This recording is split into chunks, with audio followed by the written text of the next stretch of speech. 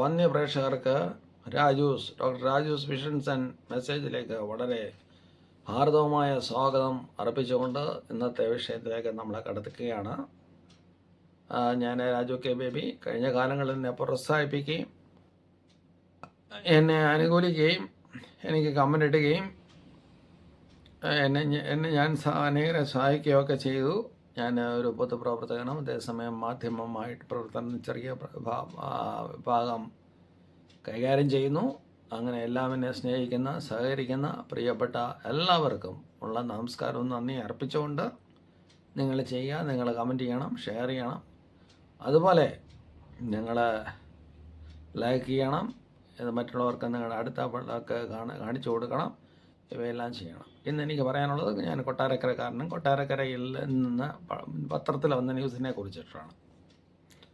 കൊട്ടാരക്കരയിൽ ഒരു MC road വരാൻ പോകുന്നു എന്ന് അനേക കാലമായിട്ട് പാരലായിട്ട് MC റോഡിന് പാരലായിട്ട് റോഡ് വരുന്നു എന്നുള്ളത് വളരെ വ്യാപകമായിട്ട് ആൾക്കാർ സ്വീകരിക്കുകയും അംഗീകരിക്കുകയും മന്ത്രി ബാലഗോപാലൻ അതിനു വേണ്ടി പ്രവർത്തിപ്പിക്കുകയും ചെയ്യുകയാണ്. എന്നാൽ ഇന്ന് കണ്ട വളരെ വേദനിപ്പിക്കുന്നു. ഇതൊരു വേണ്ട. ഈ MC റോഡിന് പാരലായിട്ട് ഒരെണ്ണം വേണ്ട. ആര് ചത്താലും ആരെവിടെ പോയി കഴിഞ്ഞാലും ആര് ശവക്കുഴി കണ്ടാലും ഇങ്ങനെ ഒരു MC റോഡിന് പാരലായിട്ട് വേറൊരു റോഡ് വേണ്ട. നിങ്ങൾ വേണമെങ്കിൽ മേളിൽ ബോയിങ്ങിൽ കൂടെ പോക്കോട്ടെ, അല്ലെങ്കിൽ നിങ്ങൾ കാറ് പറക്കുന്ന കാറിൻ്റെ മണ്ടയിൽ കൂടെ പോക്കോട്ടെ. നിങ്ങൾ ചത്താൽ ഞങ്ങൾ കൊന്നുമില്ല എന്ന് പറഞ്ഞുകൊണ്ട് ചില ആൾക്കാർ അസോസിയേഷൻ ഇതിനകത്ത് മുന്നോട്ട് വന്നിട്ടുണ്ട്. നിങ്ങളെ അപമാനിച്ച് സംസാരിക്കുകയല്ല. പക്ഷേ ഞാൻ ഒരു കണക്ക് പറയട്ടെ, ഇവിടുത്തെ കൊട്ടാരക്കര നിവാസികൾ കേട്ടുകൊള്ളുക. കഴിഞ്ഞ 1-2 വർഷമായിട്ട് ഒരു 3 പേര് ഈ കൊട്ടാരക്കര ടൗണിൽ മരിക്കുന്നുണ്ട്. ഒരു 10 പേർക്ക് ഇവിടെ അപകടങ്ങളെ പറ്റി, കാറിന് പരിക്ക്, അല്ലെങ്കിൽ കൈക്ക് കാലിനും ഒക്കെ പരിക്ക് പറ്റി. അനേകം അലലിയ ആൾക്കാരെ വികലാംഗരാക്കി, എല്ലുകൾ പൊട്ടിക്കൊണ്ട് ഈ കാറുകളൊക്കെ പൊട്ടി ചീതറിയിട്ടുണ്ട് ഈ കൊട്ടാരക്കര ടൗണിൽ. ഇത്രയും കാലമായിട്ടും ഈ കൊട്ടാരക്കര ടൗണിൽ ഒരു പാരലായിട്ടുള്ള MC റോഡ് വരാതെ, ആൾക്കാർക്ക് കിടക്കാൻ കഴിയാതെ, ഇതിനൊക്കെ വേണ്ടി ചില അധികൃതർ പ്രവർത്തിക്കുമ്പോൾ അവരെ നിരുത്സാഹപ്പെടുത്തുന്നത് ഞങ്ങളുടെ കട പോയി, ഇത് പോയി എന്നാണ്. ഇത് കടകൾ പോകാനും നിങ്ങൾ പട്ടിണി കിടക്കാനും വേണ്ടി പറയുന്ന ഒരു വിഷയമല്ല എന്ന് ഓർത്തുക. നിങ്ങൾ കട പോകുമെങ്കിൽ നിങ്ങളിതിന് കോമ്പൻസേഷൻ വാങ്ങിച്ചിട്ടേ ഇതിന് പോകാവൂ. നിങ്ങൾ ഷോപ്പിംഗ് കോംപ്ലക്സ് വേറൊരെണ്ണം പുറകിൽ പണിതുകൊണ്ട് വേണം ഇത് ചെയ്യുവാനായിട്ട്. അല്ലാതെ എല്ലാവരെയും കൂടി ഒഴിപ്പിച്ച് ഈ നാട്ടിലെ പാസ്റ്റർമാരെയും അച്ഛന്മാരെയും ആത്മീകരെയും നാട്ടുകാരെയും എല്ലാം കൊന്നൊടുക്കിക്കൊണ്ട് ഒരു MC റോഡ് അടൂർക്ക് പോയാൽ, അല്ലെങ്കിൽ ചടയമംഗലത്തിന് തിരിച്ചു പോയി കഴിഞ്ഞാൽ, ഇല്ല അനേകർ അവരുടെ ജീവിതത്തിൽ അനേക വിലപ്പെട്ട ഭർത്താവിന് ഭാര്യ വിലപ്പെട്ടതാണ്, ഭാര്യയ്ക്ക് ഭർത്താവ് വിലപ്പെട്ടവരാണ്. അവർ ശവക്കുഴിയിൽ കിടക്കുമ്പോൾ ആ ശവക്കുഴിയിലെ പ്രേതങ്ങൾ ക്ഷമിക്കുകയില്ല. MC റോഡിന് പാരൽ വേണം. ഇതിനെതിരെ ജനകീയ മുന്നണി ഉണരേണ്ടിയിരിക്കുന്നു. ഞാനും ജനകീയ മുന്നണിയുടെ ആളാണ്.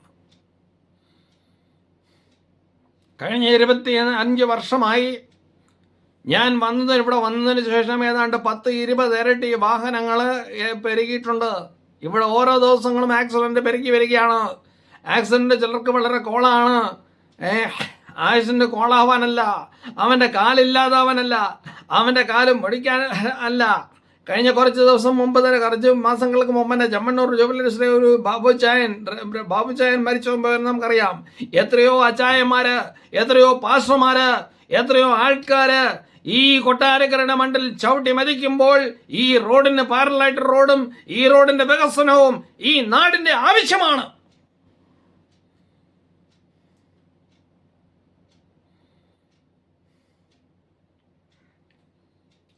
എത്ര വിലപ്പെട്ട ജീവനാണ് ഇവിടെ നഷ്ടപ്പെട്ടതെന്ന് അറിയാമോ? അറിയാമോ?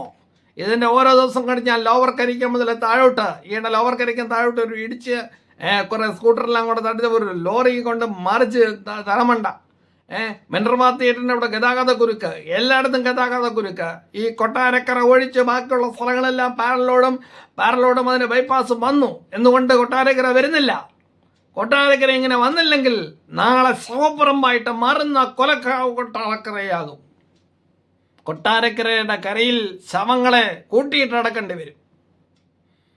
ഇത് കോമ്പൻസേഷൻ വാങ്ങിച്ച്, അല്ലെങ്കിൽ ഇതിന് ജീവിതമാർഗം എന്താണെന്നുള്ളത് മനസ്സിലാക്കി അത് വായിച്ചിട്ട് അത് വാങ്ങിച്ചിട്ട് വേണം ഇത് മാറിക്കൊടുക്കുവാൻ വരുന്നെങ്കിൽ ഓർത്തഡോക്സിൻ്റെ സഭയുടെ കൗണ്ടറിൽ കൂടെ വരുന്നു, മാർത്തോമ കൺവെൻഷൻ്റെ കൗണ്ടറിൽ കൂടെ വരുന്നു. ഇതെല്ലാം ജനങ്ങൾക്ക് വേണ്ടി ഉണ്ടാക്കിയതാണ്.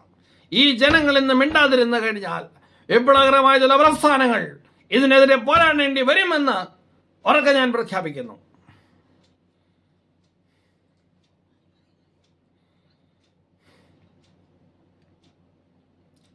കൊട്ടാരക്കര പുലമൺ ജംഗ്ഷനിൽ മാത്രമല്ല, കൊട്ടാരക്കര കൊല്ലം റൂട്ടിൽ ചന്തമുക്ക് വരെ വീണ്ടും പാരലുണ്ട് ആവശ്യമുണ്ട്.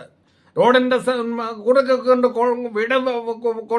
കൊണ്ട് വെച്ചിട്ട് യാതൊരു അനക്കവും കാണിക്കാതെ ആരായിരുന്നാലും അവർക്കെതിരെ ജനകീയമായുള്ളൊരു മുന്നേറ്റം ഇന്നത്തെ സമൂഹത്തിൻ്റെ ആവശ്യമാണ്, കൊട്ടാരക്കര ജനതയുടെ ആവശ്യമാണ്.